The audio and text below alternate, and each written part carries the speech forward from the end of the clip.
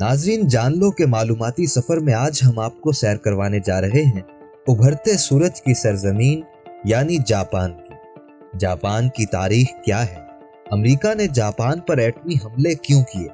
एटमी हमलों से तबाह होने के बाद ये मुल्क दुनिया की तीसरी बड़ी मईशत कैसे बना? और मौजूदा जापान किन चीजों की वजह से पूरी दुनिया में मशहूर है?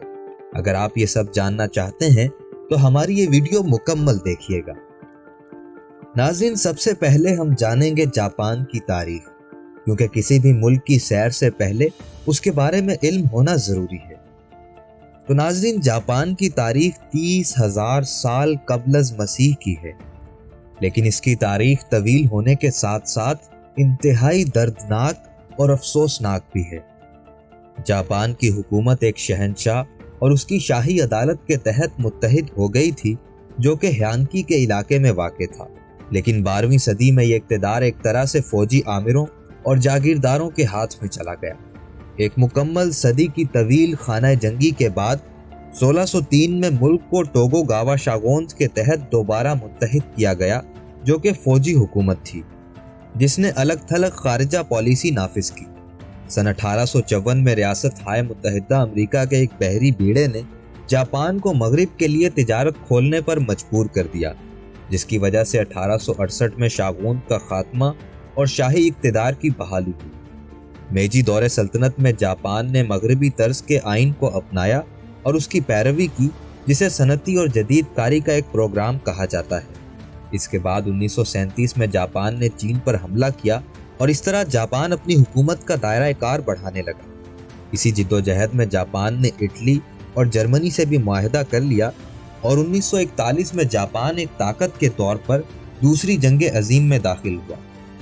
नाज़रीन, अमेरिका को जापान का इंडो चाइना पर कब्जा, इटली और जर्मनी से इत्तेहाद एक आंख न भाया और इसी हसद में अमेरिका ने जापान को तेल की फराहमी बंद की, जिससे जापान की मईशत और खुसूसन जापानी बहरिया को तबाहकुन नुकसान हो रहा था। उस वक्त के जापानी वजीर अच्छी तरह जानते थे कि अमेरिका से जंग में उन्हें शिकस्त होगी, लेकिन इंडो चाइना से कब्जा वापसी की शर्त भी जापान के लिए नाकाबिले कबूल थी। इसलिए जापान के फौजी जर्नैलों ने शहनशाह वक्त शुआको से जंग की मंजूरी ले ली और जंग की तैयारी शुरू कर दी। अमेरिका को जापान के तेवरों का अंदाजा हो गया था और इसी खदशे पर के जापान फिलिपाइन के जरिए अमेरिका पर हमला करेगा, अमेरिका ने वहां फौजी दस्ते भेज दिए। लेकिन जापान ने अमेरिकी इलाके पर्ल हार्बर पर हमला करके पूरी दुनिया को हैरान कर दिया। इस हमले में जापान ने 155 अमेरिकी तैयारों को तबाह कर दिया, जिसकी वजह से 2403 अमेरिकी हलाक हुए। इसके अलावा जापानी हमले में अमेरिकी बहरी जंगी जहाज USS एरिजोना धमाके से फट गया और उस पर सवार अमले के 1100 अफराद भी हलाक हो गए। दरअसल जापान की हिकमत अमली ये थी कि अगर अमेरिकी बहरिया को बहरुल काहिल में बेदस्तों पा कर दिया जाए तो उन्हें एशियाई खित्ते में फौजी कार्रवाइयां करने में आसानी रहेगी। दूसरी जानिब दिसंबर 1941 को अमेरिकी कांग्रेस ने जापान के खिलाफ ऐलान जंग कर दिया। जापानी हमले के फौरी बाद 11 दिसंबर 1941 को जर्मनी ने भी अमेरिका के खिलाफ ऐलान जंग कर दिया। इस तरह अमेरिकी इंतजामिया और अवाम को पुख्ता यकीन हो गया था कि दूसरी जंग अजीम उनके गले पड़ चुकी है। नाज़रीन, इधर जापान का अंदाजा भी दुरुस्त साबित हुआ और उन्हें एशिया में जंगी कार्रवाइयां करने में आसानी हुई। देखते ही देखते जापान ने Manchuria, Shanghai, French Indo China और ताइवान के साथ साथ ब्रुनाई, मलेशिया, सिंगापुर और इंडोनेशिया और बर्मा पर भी कब्जा कर लिया, जबकि थाईलैंड ने जापान के साथ एक मुआहदा कर लिया। अब जापान बर्रे सगीर की सरहद तक पहुंच गया था। जहां एक तरफ जापान मुल्क पर मुल्क फतह कर रहा था, वहीं अमेरिका ने अपनी मईशत को जंगी मईशत बना लिया और बड़े पैमाने पर जंगी तैयारे, बहरी जहाज और जदीद असलहा तैयार करने लगा और अपनी फौज को हरकत भी दे दी। एक तरफ अमेरिका ने जापान पर हमले शुरू कर दिए थे, तो दूसरी तरफ जापान के इत्तेहादी ममालिक ने शिकस्त खाकर हथियार डाल दिए थे। अब अमेरिका का हदफ जापान के शहर हिरोशिमा पर हमला था, क्योंकि यहाँ फौजी साजो सामान तैयार करने वाले कारखाने बड़ी तादाद में मौजूद थे। 6 अगस्त पीर के दिन, जब लोग छुट्टी के दिन के बाद अपने कामों पर जाने में मसरूफ थे, اور اس بات سے بے خبر تھے کہ لٹل بوائے نامی ایٹمی طیارہ 9700 پاؤنڈ وزنی یورینیم لیے تینیان جزیرے سے اپنی اڑان بھر چکا ہے۔ وقت صبح 8:15 کا تھا کہ طیارے سے ایٹم بم زمین کے رخ پر چھوڑ دیا گیا، اور صرف 43 سیکنڈ بعد انسانی تاریخ کا ایک بہت بڑا دھماکہ ہوا۔ یہ ایک ایسا دھماکہ تھا جس میں نہ آسمان پر کوئی پرندہ بچا تھا اور نہ ہی زمین پر کوئی انسان و حیوان۔ کسی کو کچھ سمجھ نہیں آ رہا تھا۔ جاپانی حکومت اس بات سے بے خبر تھی کہ ہیروشیما پر ایک خوفناک قیامت آ چکی ہے۔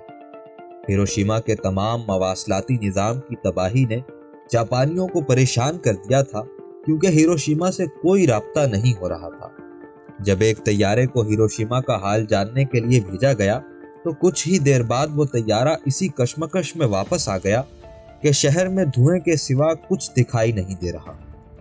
جاپانی حکمرانوں کی پریشانی میں مزید اضافہ ہوا کہ ہیروشیما میں تو ایسا کوئی فوجی سامان بھی نہیں تھا جس سے اس قدر نقصان ہوتا۔ لیکن آخر کار ہیروشیما پر گزری ہوئی قیامت کا حال 16 گھنٹے بعد امریکہ نے خود واشنگٹن ڈی سی سے بیان کیا۔ اس ایٹمی حملے میں مرنے والوں کی تعداد 70,000 سے زائد تھی، جن میں سے 60% انسان جھلس کر مرے، 30% ملبہ گرنے سے، اور باقی دیگر وجوہات اور خطرناک بیماریوں کی نظر کیا۔ دوسری جانب جب روس نے جاپان کو لڑکھڑاتے دیکھا تو اس نے بھی جاپان پر حملے کی تیاری شروع کر دی۔ ناظرین، ناگاساکی جنوبی جاپان میں ایک بہت بڑا بندرگاہی شہر تھا۔ یہاں بے شمار صنعتیں موجود تھیں جہاں اسلحہ سازی، جہاز سازی، آبدوزیں اور دیگر جنگی اور فوجی ساز و سامان تیار ہوتا۔ یہاں کی زیادہ تر عمارتیں لکڑی سے بنی تھیں، بلکہ کارخانوں کی عمارتیں بھی لکڑی سے ہی بنائی گئی تھیں۔ ہیروشیما پر ایٹمی حملے کے صرف 3 دن بعد 9 اگست کی صبح 3:47 پر امریکہ کا طیارہ B-29 تینیان کے ہوائی اڈے سے ایٹم بم لے کر اڑا۔ اس ایٹم بم کا کوڈ نیم فیٹ مین رکھا گیا تھا۔ اس حملے کا پہلا ہدف کورا جبکہ دوسرا ہدف ناگاساکی تھا، لیکن موسم ابر آلود ہونے کی وجہ سے کورا کا شہر بچ گیا۔ لیکن ناگاساکی پر قیامت خیز جہاز کے سفاک کپتان نے بٹن دبا دیا اور فیٹ مین طیارے سے نکل کر شہر کے صنعتی علاقے کی جانب تیزی سے گرنے لگا۔ ایک انتہائی خوفناک اور زوردار دھماکے سے فیٹ مین پھٹ گیا۔ ایٹمی سائنسدانوں کے مطابق یہ دھماکہ ہیروشیما کے دھماکے سے کہیں بڑا تھا، اور آپ یقیناً سن کر حیران ہوں گے، اور اس سے پیدا ہونے والی تپش کا درجہ حرارت 9003 ڈگری اور اس سے پیدا ہونے والے آگ کے شعلوں کی رفتار 1005 کلومیٹر فی گھنٹہ تھی۔ چند ہی لمحوں میں ناگاساکی کا بڑا علاقہ اب جل کر راکھ ہو گیا تھا، اور آگ کے شعلے 10,000 فٹ تک پھیل چکے تھے۔ امریکہ کے اس ظالمانہ ایٹمی حملے میں 40,000 افراد ہلاک اور 60,000 زخمی ہوئے تھے، اور جنوری 1946 تک یہ اندازہ لگایا گیا کہ 70,000 افراد اس ایٹمی حملے کے نتیجے میں لقمہ اجل بن چکے تھے۔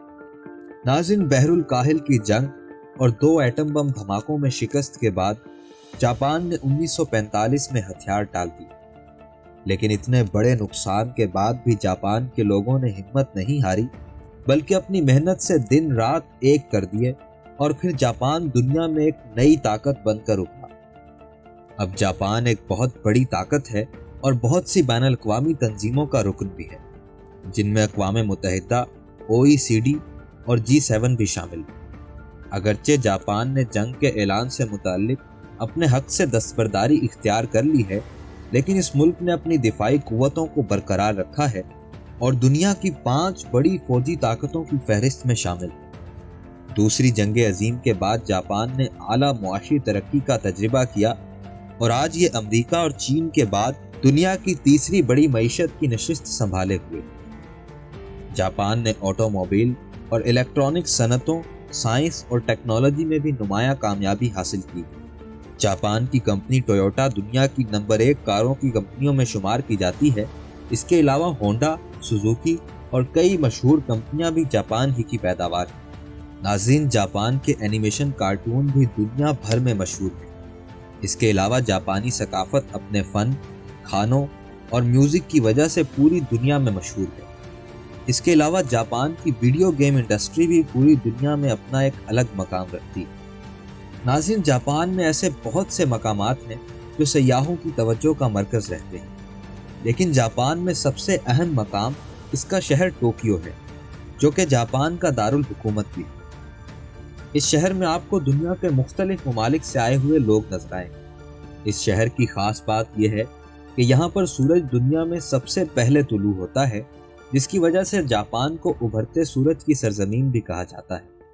اگر آپ نیو ایئر پر کہیں جانے کا پلان کر رہے ہیں تو جاپان بیسٹ آپشن ہے، کیونکہ اس طرح آپ بھی دنیا کے بہت سے لوگوں کے ساتھ سال کا پہلا سورج جاپان کے شہر ٹوکیو میں دیکھ سکیں گے۔ تو ناظرین، اگر آپ جاپان جائیں تو ٹوکیو کا شاہی محل دیکھنا بھی مت بھولیے گا۔ یہ محل تاریخی اثاثوں میں اپنی مثال آپ ہے۔ اس کے علاوہ سینسوجی ٹیمپل بھی جاپان کا قدیم اور اہم ترین ٹیمپل ہے، جو جاپان کی تاریخ میں انتہائی اہم مقام رکھتا ہے۔ تاریخی مقامات کے علاوہ ٹوکیو میں ایک ڈزنی لینڈ بھی ہے، جو 115 ایکڑ کے رقبے پر محیط ہے۔ یہ امریکہ سے باہر تعمیر ہونے والا پہلا ڈزنی لینڈ ہے۔ اب اگر دلچسپ مقامات کے ساتھ ٹوکیو اسکائی ٹری نہ دیکھا جائے تو ٹوکیو کی سیر بیکار ہوگی۔ جی ناظرین، یہ برج خلیفہ کے بعد دنیا کا سب سے اونچا ٹاور ہے، جس کی اونچائی 634 میٹر ہے۔ اس ٹاور سے پورے ٹوکیو کا نظارہ کیا جا سکتا ہے اور یہ ٹاور خوبصورت شیشوں سے مزین ہے۔ ناظرین، آپ کو جان لو کہ یہ ویڈیو کیسی لگی؟